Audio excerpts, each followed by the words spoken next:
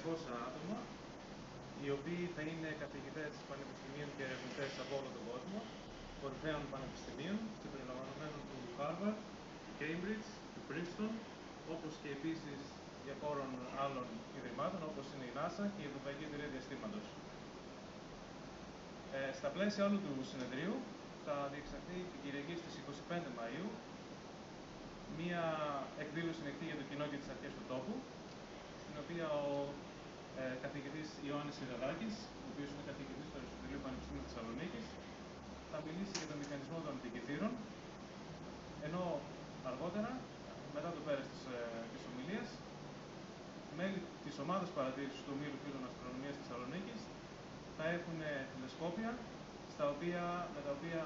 θα δείχνουν στο κοινό τα διάφορα αστρικά φαινόμενα της ημέρας εκείνης, και όπως είπα θα είναι ανοιχτό για το κοινό και τις αρχές του τόπου, τις κατερίνες και τις πυρίες γενικότερα. Παράλληλα, για να δείξουμε επίσης και στους σύνεδρους που έρχονται από όλο τον κόσμο για να τους δείξουμε την ομορφιά και την ιστορία της πιερίας, θα διεξάγουμε δύο εκδρομές. Η πρώτη θα είναι την Τετάρτη στις 28 Μαΐου στο Αρχαίο Θέατρο του Δίου και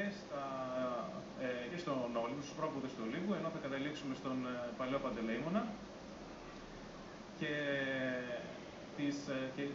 το Σάββατο στις 31 Μαΐου, μετά το πέρας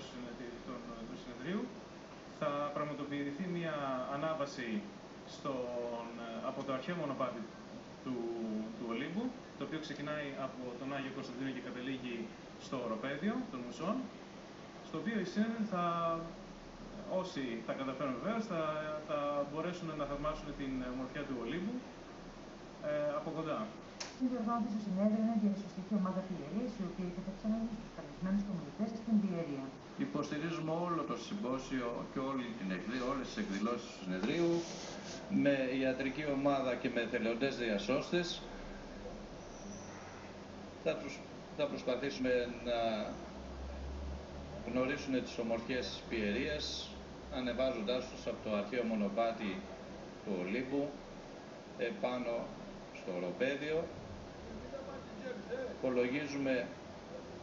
ότι οι άνθρωποι οι φιλοξενούμενοι μας θα μείνουν ευχαριστημένοι. Ευχαριστούμε τον Θωμά για την τιμή που μας έχει κάνει και για την εκδήλωση αυτήν. Καλούμε σαν πιεριείς όλους τους κατερινιώτες να έρθουν στην έναρξη της εκδήλωσης,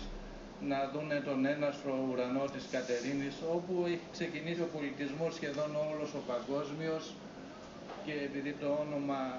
της πιερίας και του Ολύμπου είναι γνωστό σε όλη τη γη, ας έρθουν να δούνε πόσο φιλόξενοι είναι οι πιεριείς και οι κατερινιώτες.